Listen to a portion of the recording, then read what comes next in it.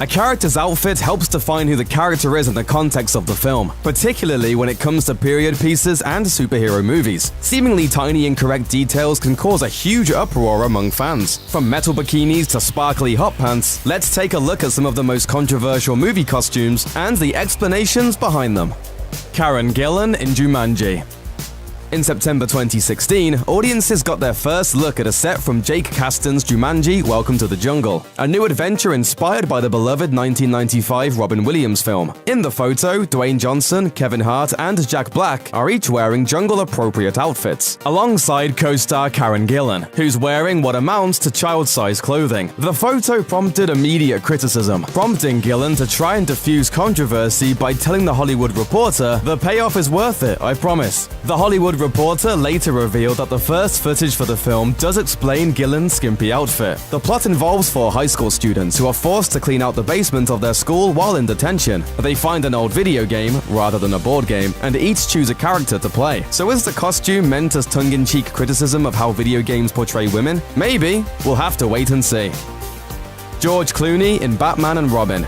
Joel Schumacher's Batman and Robin was a disaster, to put it mildly. Setting aside the cartoony elements, the terrible dialogue, and poor plot choices, fans will never forget the costumes, specifically the bat nipples. You can milk anything with nipples. Schumacher explained his reasoning in a Batman special. The bodies for the suits, the inspiration for them, are Greek statues that have perfect bodies. And so we're molding this perfect body in rubber, and they're anatomically erotic. So it never occurred to me to not put nipples on the men's suits because I didn't know the male nipple was a controversial body part. Ryan Reynolds in Green Lantern. Oscar-winning costume designer Nyla Dixon came up with the unique idea that Green Lantern's costume should be a manifestation of his power. That could have led to some pretty cool visuals, but as fans immediately realized when the first images of Green Lantern were released, the special effects just weren't up to the job. Green! Wow. I know, right? Even star Ryan Reynolds also complained how the costume made his job much harder to do, saying, "It's brutal doing a film where you're wearing a motion capture suit for the whole time. I didn't even get to see the Green Lantern suit until the first trailer. I never even knew what it looked like." Rebel Wilson in Pitch Perfect 3.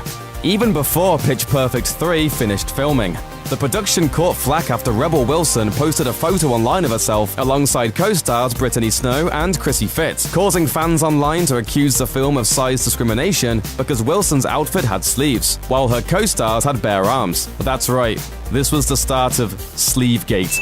Costume designer Salvador Perez ultimately took to Twitter to try and put out the fire. "I let each actor decide how their costume fit. It was their choice. Rebel, Esther, and Hannah Mae wanted sleeves." In another photo posted by Kelly Jekyll, each of the stars are seen wearing a variety of styles of the same sailor top. It appears that the photo that ignited the controversy in the first place may have been taken out of context, and that was the end of Sleevegate.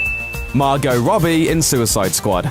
Harley Quinn's big screen debut in David Ayer's Suicide Squad was one of the movie's biggest draws, especially since Margot Robbie was playing the famed villain. As with any other comic book character, a lot of media attention focused on her costume, particularly how much of it was missing. When asked about her body-hugging costume, Robbie told the New York Times that Harley was, quote, "wearing hot pants because they're sparkly and fun," but the actress personally felt self-conscious about the outfit. Ayer defended the look by saying that he didn't think denim overalls would be appropriate for that character, because that clearly was the only other possible choice.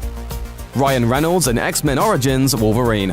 You may have blocked it from your memory, but Ryan Reynolds played Deadpool before Deadpool. Unfortunately, during his first outing as a character in X-Men Origins Wolverine, the filmmakers decided to make the brave, bold choice of doing everything they could to insult the character's fans. They took away his comic book outfit, including his iconic mask, and they sewed his mouth shut, leaving a character who's literally referred to as the Merc with a mouth, physically unable to speak. Studio ADI, who applied the creature effects for the film, made a video explaining their whole side of the Deadpool tale. The artist believed the studio didn't intend for Deadpool to be fully formed in Wolverine, just a setup for what he could become in a later film. This is sort of a pre-Deadpool. If you think of this as the embryonic Deadpool, then it might make more sense.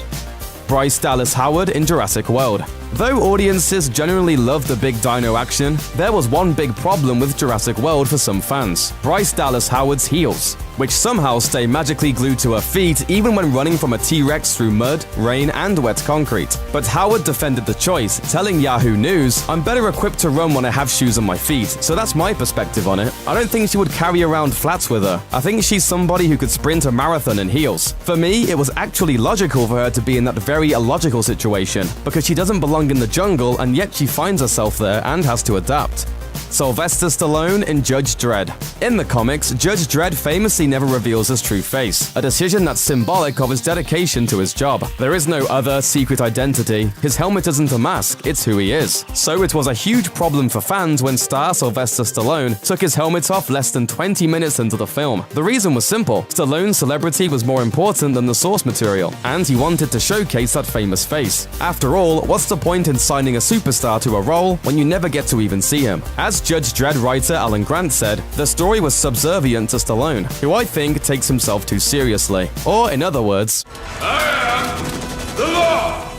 Carrie Fisher in Return of the Jedi. Princess Leia's metal bikini struck an immediate chord with adolescent male fans of the Star Wars series from the moment it debuted in Return of the Jedi. But while the outfit was based on Frank Frazetta's legendary painting The Princess of Mars, plenty of critics have since found the slave Leia costume to be a prime example of sexual objectification, a sexist treatment of the series' only notable female character at the time. Carrie Fisher, who played Leia and had to put up with decades of discussion around the outfit, warned Daisy Ridley, star of The Force Awakens, "Don't be a slave like I was. You keep fighting against that slave outfit." Fisher later tweeted, "That chain only enslaved me until I could use the Frabjous thing to kill that drooling, swollen, super-tongued slug and whirl him off into infinity." As always, Fisher had the last and best word. Thanks for watching. Click the looper icon to subscribe to our YouTube channel. Plus, check out all this cool stuff we know you'll love too.